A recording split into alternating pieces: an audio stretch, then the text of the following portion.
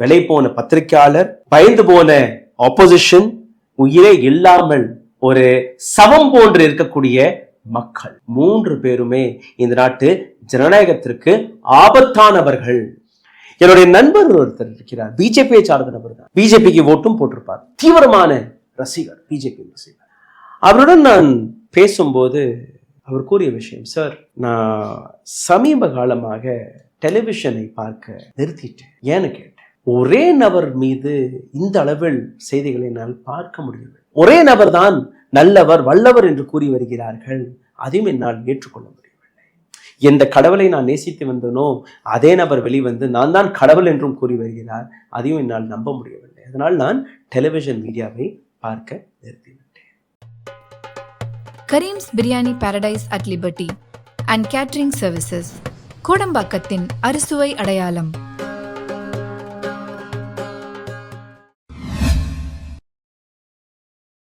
वणक्कम।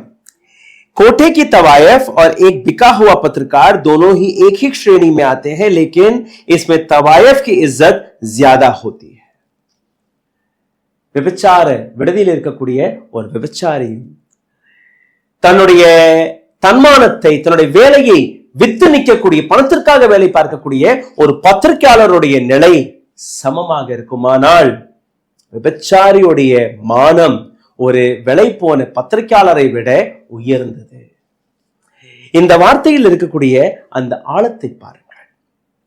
2017 ஆண்டு தி ரூஸ்டர் நியூஸை துவங்கும் போது என் மனதிலும் அதே கேள்விதான் இருந்தது. 2013 ஆண்டு அல்ல அதற்கு முன்பு வரை இந்த நாட்டு அரசாங்கத்தை தொடர்ந்து தட்டி கேட்டக்கூடிய ஒரு பத்திரிகையாளராக நான் வேலை பார்த்தேன். 23 ஆண்டுகளாகிவிட்டது இந்த பேனாவை கையில் எடுத்து. இந்த பேனா வழியாக இந்த நாட்டில் இருக்கக்கூடிய அரசாங்கத்தை கடுமையாக நாங்கள் விமர்சித்திருக்கிறோம். இந்த நாட்டு அரசாங்கத்தை மட்டுமல்ல, இந்த நாட்டில் நடக்கக்கூடிய ஒவ்வொரு தவறையும் தட்டி கேட்டிருக்கிறோம், எந்த விதமான அச்சமும் இல்லாமல். எங்களை இந்த பேனாவை விலை கொடுத்து வாங்க பார்த்தார்கள், நாங்க மறுத்து விட்டோம், எங்களுடைய வேலை போனது. இன்னொரு சில ஊடகங்களில் எங்களுக்கு வேலை கிடைத்தது, ஆனால் அங்கேயும் அடிமையாக வேலை பார்க்க சொன்னார்கள். எங்களுடைய பேனாவுடைய அந்த நுனையின் கூர்மையை தேய்க்க பார்த்தார்கள், நாங்க ஏற்றுக்கொள்ளவில்லை. நான் மட்டுமல்ல, என்னை போன்ற எத்தனையோ பத்திரிகையாளர்கள் கடந்த 10 ஆண்டுகளாக ஒவ்வொன்றாக வெளிவந்து இதே போன்ற சோசியல் மீடியா பிளாட்ஃபார்ம்களில் நாங்க குரல் கொடுத்து வருகிறோம். காரணம், இந்த நாட்டிற்குரிய ஜனநாயகத்தை காப்பாற்றுவதற்கான வேலை எங்கள் தோள்களில் நாங்கள் சுமந்து கொண்டிருக்கிறோம். இந்த ஊடகத்தை நடத்துவதற்காக எந்த கார்ப்பரேட்டுடைய தயவும் எங்களுக்கு கிடையாது, எந்த அரசியல் கட்சியுடைய தயவும் எங்களுக்கு கிடையாது. எங்களுடைய உழைப்பு மட்டும்தான், எங்களுடைய நேர்மை, உண்மை மட்டும்தான். அனைத்து கோதி மீடியாவும் எந்த அளவில் எக்ஸிட் போல்களில் தில்லுமுல்லை செய்தார்கள் என்று நீங்க ஞாபகத்தில் இருக்கும். 400க்கும் மேல பிஜேபிக்கு கிடைக்கும் என்று கூறினார்கள். இதே ஊடகத்தில் தேர்தல் முடிவு வருவதற்கு 10 நாட்களுக்கு முன்பு நான் கொடுத்த அந்த டேட்டாவை நான் எடுத்து காட்டினேன். மீண்டும் ஒருவரை நீங்களும் பார்க்கலாம். அதாவது எந்த நம்பரை நாங்கள் எடுத்து வைத்தோமோ, நான், டிபி லைவ், எங்கள் போன்ற பல்வேறு பத்திரிகையாளர்கள் உண்மையாக எடுத்து வைத்தோமோ, எங்களுக்கு எதிராக சதியம் செய்தார்கள், எங்களை கோமாளி போன்று சித்தரிக்கவும் பார்த்தார்கள். ஆனால் இன்னைக்கு இந்த பதிவில் நான் பேசக்கூடிய பல்வேறு விஷயங்களை நீங்க கவனமாக பார்க்க வேண்டும். बिका हुआ पत्रकार, डरा हुआ विपक्ष और मुर्दा आवाम, तीनों लोकतंत्र के लिए घातक है. விலை போன பத்திரிகையாளர், பயந்து போன ஆப்போசிஷன், உயிரே இல்லாமல் ஒரு சவம் போன்று இருக்கக்கூடிய மக்கள், 3 பேருமே இந்த நாட்டு ஜனநாயகத்திற்கு ஆபத்தானவர்கள். இதை நான் கூறவில்லை, டாக்டர் அப்துல் கலாம் ஐயா கூறியிருக்கிறார். டாக்டர் அப்துல் கலாம் ஐயாவுடைய பிறந்தநாள் அன்றுதான் இந்த ஊடகத்தை நாங்கள் துவக்கினோம்.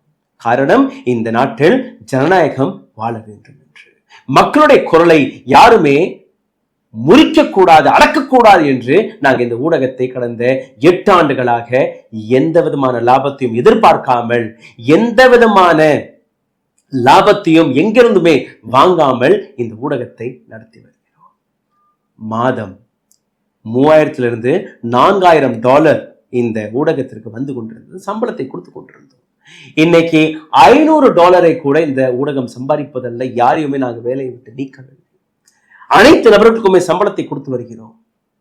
இந்த வேலைக்காக எங்கேயுமே யார் முன்புமே நாங்க மண்டி போடவில்லை. எங்களுடைய தன்மானத்தை, எங்களுடைய வேலையை நாங்க எங்கேயுமே விலை பேசவில்லை. தைரியமாக தலை நிமிர்ந்து கொண்டு இன்னைக்கு இந்த செய்தியை நான் வாசிக்க போகிறேன். ஏஎன்ஐ என்று ஒரு மிகப்பெரிய ஊடகம், அதாவது அரசாங்கத்துடன் கைகோர்த்து நிற்கக்கூடிய ஒரு ஊடகத்தில் இருக்கக்கூடிய ஒரு சில நபர்களை பற்றி நான் பேச போகிறேன். சமோசா காக்கஸ் என்கிற ஒரு ப்ரோக்ராம் இருக்கிறது. ஸ்மிதா பிரகாஷ் அவர்கள், நரேந்திர மோடியாக இருக்கட்டும், அமித்ஷாவாக இருக்கட்டும், இந்த நாட்டில் இருக்கக்கூடிய டாப் கார்பரேட்ல இருந்து, பியூரோக்ரஸில இருந்து, டாப் பாலிட்டிஷியன்ல இருந்து அனைத்து நபர்களையுமே ஸ்மிதா பிரகாஷ் அவர்கள் இன்டர்வியூ எடுத்திருக்கிறார். வெரி ஸ்ட்ராங் ரைட் விங் ஐடியாலஜியை சார்ந்த இந்த பெண்மணி. இந்த ரைட் விங், அதாவது ஹிந்துத்வா கொள்கை இருக்கக்கூடிய இது போன்ற விலை போன பத்திரிகையாளர்கள் ஒரு கூட்டத்தை போட்டிருக்கிறார்கள்.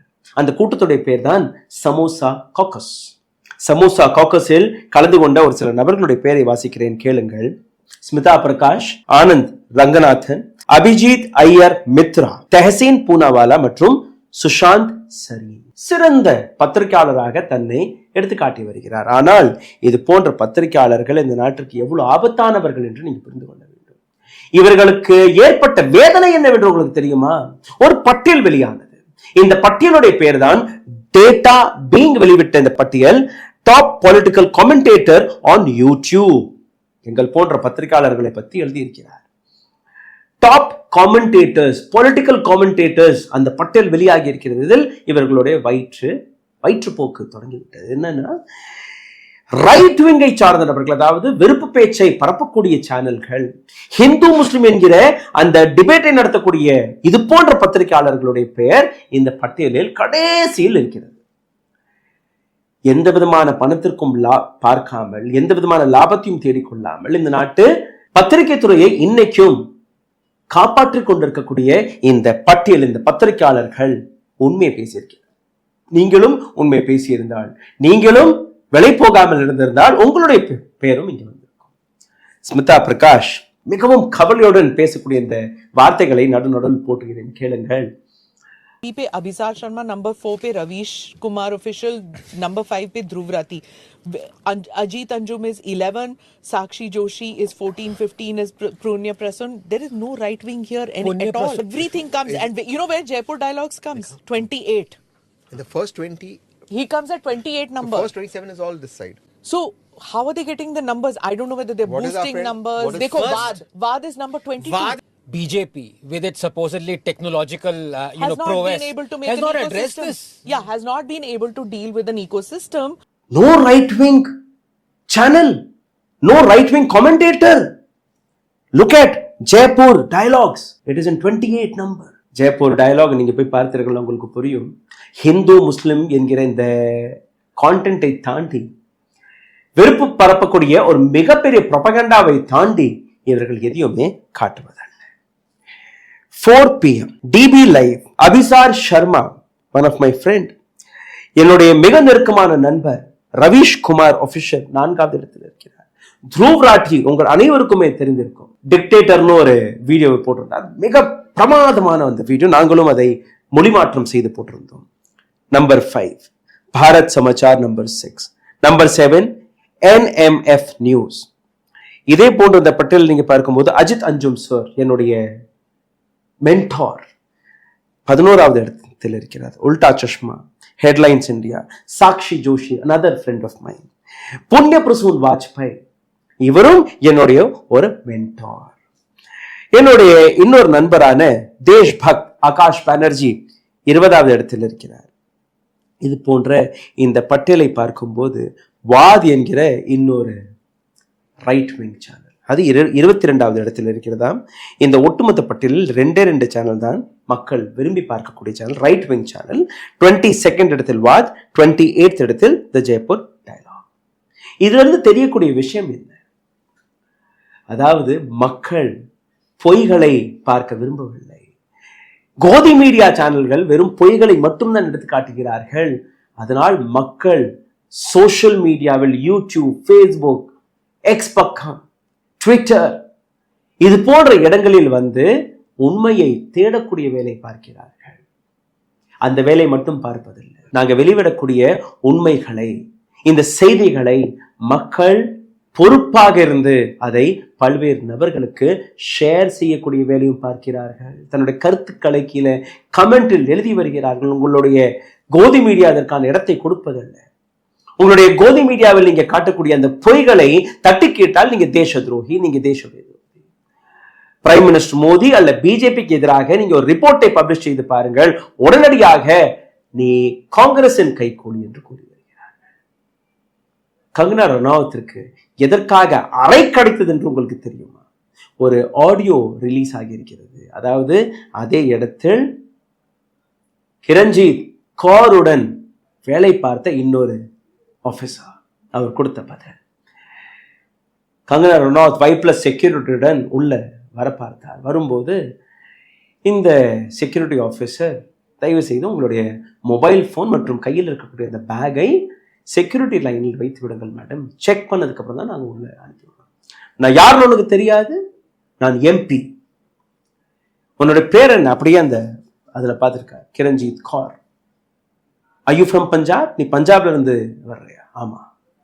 காலிஸ்தானிகளுடைய எனக்கு எந்த விதமான பேச்சுவார்த்தையும் நடத்தக்கூடாது, காலிஸ்தானிகளுடன் நான் பேச மாட்டேன், நீ காலிஸ்தானி என்று கெட்ட கெட்ட வார்த்தையில் கங்கனா ரனாவத் தான் முதலில் பேச தொடங்கி இருக்கிறார். அந்த பெண்ணிற்கு, சிஐஎஃப் சார்ந்த இந்த பெண்மணிக்கு கோபம் வந்து விட்டது. விட்டார் ஒரு அறை. இந்த அறையை நான் எப்பவுமே சப்போர்ட் செய்ய மாட்டேன், எப்பவுமே வயலன்ஸை நான் சப்போர்ட் செய்ய மாட்டேன். ஆனால் அந்த இடத்தில் இது போன்ற பெண்மணி, கங்கனா ரனாவத் போன்ற பெண்மணிகள், இதே ஸ்மிதா பிரகாஷுடனும் கங்கனா ரனாவத்தோட இன்டர்வியூ இருக்கு. இதே போன்ற இன்னொரு பெண்மணி இருக்கிறார், நியூஸ் வாசிக்கக்கூடிய டைம்ஸ் நவ் உடைய பத்திரிகையாளர். அவருடைய ஒரு ஷோவில் கங்கனா ரனாவத் பேசிய விஷயம், எங்களுக்கு சுதந்திரம் கிடைத்தது 2014ஆம் ஆண்டு தான். இதற்கு முன்பு இந்தியாவிற்கு சுதந்திரமே கிடைக்கவில்லை, ஏன்னா பிரைம் மினிஸ்டர் மோடி தான் பதவியில் அமர்ந்தார் என்று. இன்னைக்கும் இது போன்ற நபர்கள் ரைட் விங்கிற்கு இந்த பட்டியலில் இடம் கிடைக்கவில்லை, மக்கள் இந்த பொய்களை ஏற்றுக்கொள்ளவில்லை என்று இவர்களுக்கு வயிற்று அளித்திருக்கிறது. ஸ்மிதா பிரகாஷ் மற்றும் இந்த கூட்டம் என்னெல்லாம் பேசியிருக்கிறார்கள் என்று அந்த வீடியோவுடைய லிங்கை நான் கீழே டிஸ்கிரிப்ஷன் எழுதுவேன். படுகேவலமான ஒரு டிஸ்கஷன் ஆக இந்த இடத்தில் நான் கடைசியாக ஒரு விஷயத்தை எடுத்து வைக்கிறேன். இந்த நாட்டில் பத்திரிகை துறை வாழ்வதற்கோ தோற்பதற்கோ அதற்கான பொறுப்பு வெறும் பத்திரிகையாளரான எங்களுக்கு மட்டுமல்ல, மக்களாக இருக்கக்கூடிய உங்களுக்கும் இருக்கிறது. எது சரியான செய்தி, எது தவறான செய்தி, எந்த செய்தியை பார்க்க வேண்டும், எந்த செய்தியை பார்க்கக்கூடாது. என்னுடைய நண்பர் ஒருத்தர் இருக்கிறார், பிஜேபியை சார்ந்த நபர் தான், பிஜேபிக்கு ஓட்டும் போட்டிருப்பார், தீவிரமான ரசிகர், பிஜேபி ரசிகர். அவருடன் நான் பேசும்போது அவர் கூறிய விஷயம், சார் நான் சமீப காலமாக டெலிவிஷனை பார்க்க நிறுத்திட்டேன். ஏன்னு கேட்டேன். ஒரே நபர் மீது இந்த அளவில் செய்திகளை என்னால் பார்க்க முடியவில்லை.